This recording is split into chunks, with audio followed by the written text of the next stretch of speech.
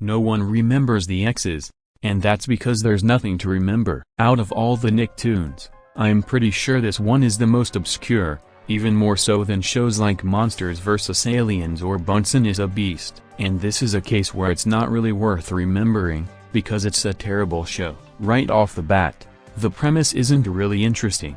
The Incredibles and Spy Kids had already told stories about families with secret identities that protect the world, and nothing about this show's execution really helps it stand out. The characters are all cliches you've seen a million times before. You've got the goofy dad, the tough mom, the frustrated older sister, the mischievous younger brother, and the incompetent villain who's more of a joke than a threat.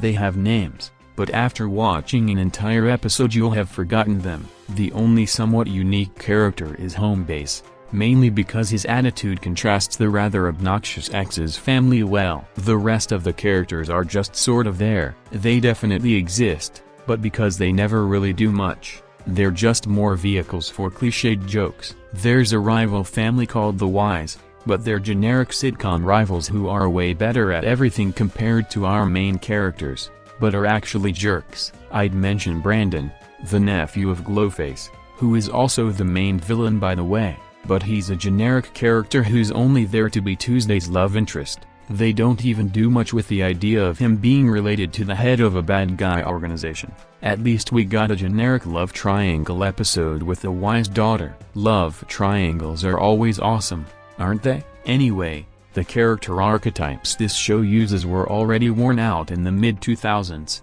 and while cliches aren't a bad thing if you have good execution, the show as a whole feels incredibly derivative. Too many episodes feel like basic sitcom ideas with spy gimmicks pasted on top, with only a few exceptions, like the episode where Truman gives Homebase a body, or the Halloween special, but even that one struggles with creating a proper spooky atmosphere, because the characters constantly veer between obnoxious and uninteresting.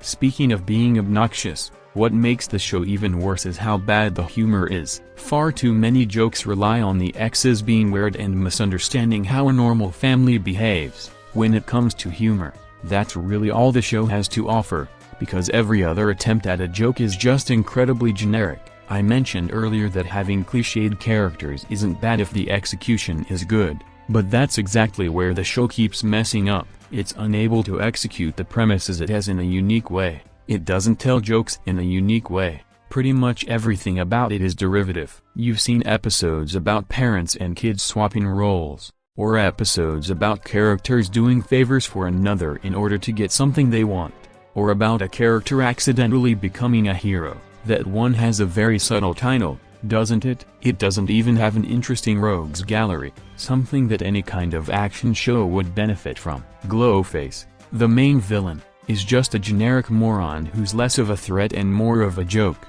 and every other villain, including the ones that work for his organization, are all walking gimmicks. If there's one place the show isn't cliché, it would definitely be the visuals. I like the lineless art style and it's actually animated very well, which is impressive because a technique like that would probably be harder to pull off on a hand-drawn show. The voice cast has some big-name talent, and they all do a really good job. Now that I think about it, the main positives I've found in the show are all technical aspects. Really, that's all there is to say about the show. It was generic, annoying, and the only good things about it were the visuals and voice acting. It may have had a few good ideas, like the episode I previously mentioned about Truman building a body for Homebase, but even that one is bogged down by the show's flaws. I wouldn't call it the worst Nicktoon.